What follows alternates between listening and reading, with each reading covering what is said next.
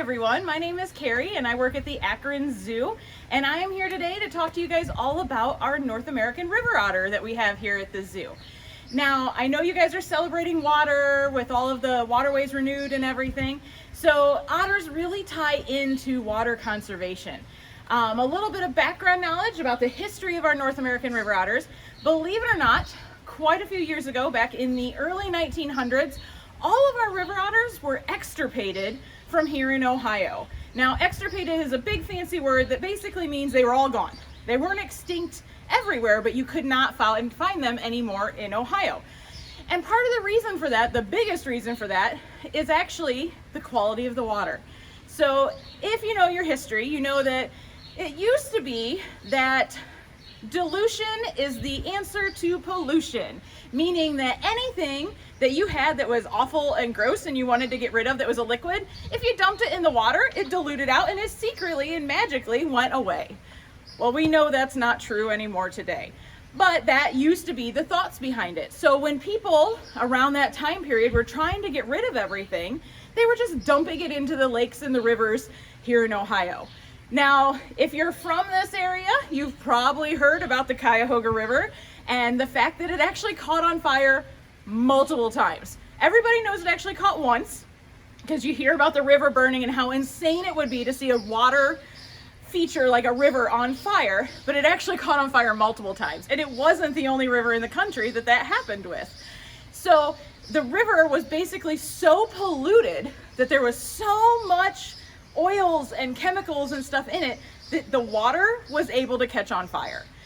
Now, if you can imagine that many chemicals and pollutants and things, and if you were an animal that lived in the water, that didn't work out very well for you.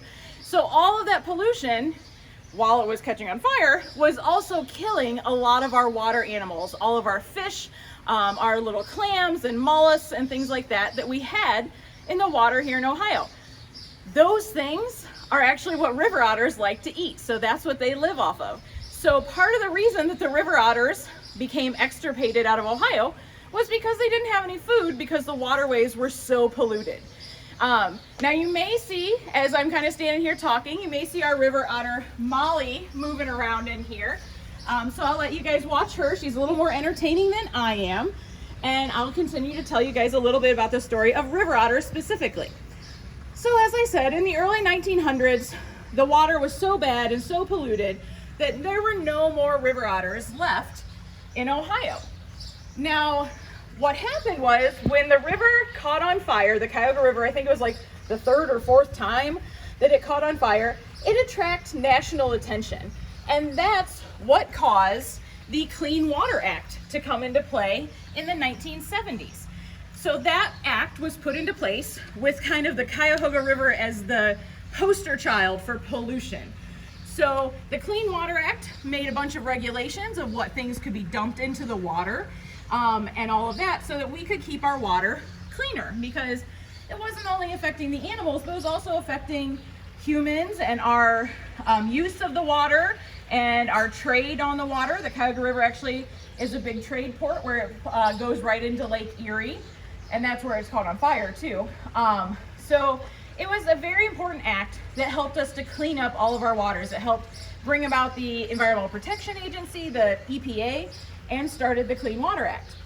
So people started caring. People stopped dumping things into the water that didn't belong there. We stopped with all of the pollution in the water.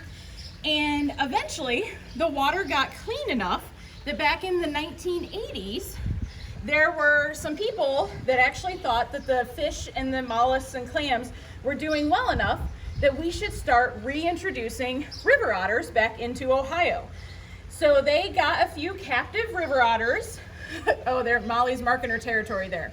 But they got a couple of captive river otters that they were able to train to be, wild otters, and they released them, quite a few of them, into the state of Ohio. And they noticed they started doing really, really well.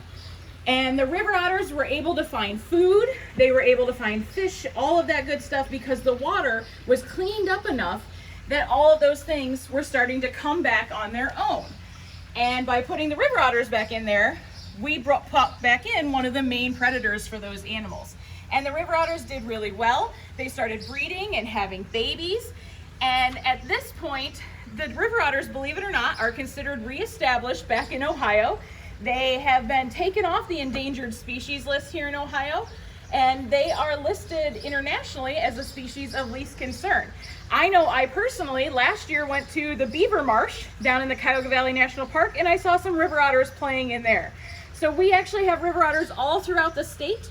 It is believed that there are over 800 river otters now found in the state of Ohio, and it's probably much higher than that because that number is a few years old.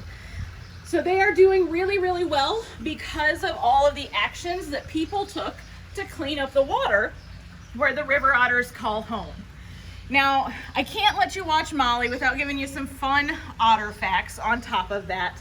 So as you see Molly swimming, one of the most important things when it comes to interacting with the water for her is her coat. So you guys can see her lovely fur that she's got there.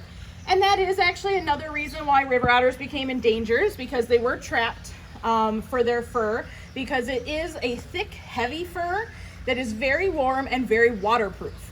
So as Molly is swimming around, you sometimes can see bubbles coming up from her fur as she kind of dives underneath the water. And the reason for that is that her fur has two layers. So the bottom layer of her fur is very, very thick and kind of soft, and that holds air up against her body, which works as an insulating layer when she's in the cold water. It's kind of like wearing a down jacket, if you can imagine that, in the wintertime. So that bottom layer traps the air, and that's what keeps her warm when she's under the water. And then the top layer are a bunch of very, very long, silky strands of hair, and those hairs work to keep her waterproof. So when you see her swimming and you see those air bubbles escaping, they're actually escaping from the down layer and then popping up through the silky layer of her fur. So she is using that amazing adaptation that she's got in her fur.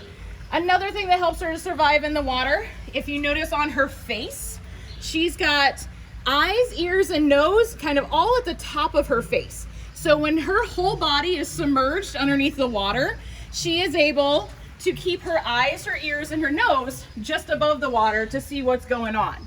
But if she does go all the way under the water, she does have the ability to hold her breath. She closes her nostrils so no air escapes out of those. She can actually close her ears so that she doesn't get any water down in her ears. And she can hold her breath anywhere from like 4 to 8 minutes, believe it or not. She also has a special eyelid called a nictitating membrane. It's like a third eyelid that she can close over top of her eye and keep her two regular eyelids open. And that nictitating membrane is see-through, but it protects her eye from anything she might get into underneath the water. So you can see all those bubbles coming up from Molly right now.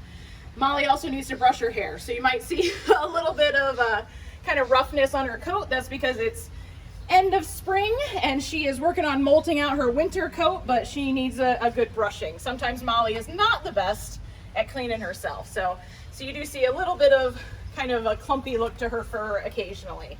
And that's normal for her. It's just an individual characteristic of her, but you can see all those cool adaptations as she swims. Now she is basically one giant long muscle. She's got that nice long muscular body with a super long muscular tail that she uses as a rudder as she's swimming around. So that is Molly. It looks like she is, oh, she's coming back to us. Get one last really good shot of her real quick. And Molly is very, very thankful, along with all of the other river otters, for all the people that have spent years trying to help clean up the pollution in our water and all of that. And Molly does enjoy being here at the zoo because she gets spoiled too. So I wanted to thank you guys very much. I hope you enjoyed our little video about Molly, our river otter, and a little bit of the history of water here in Ohio. And I hope you guys have a wonderful day, okay? Thank you.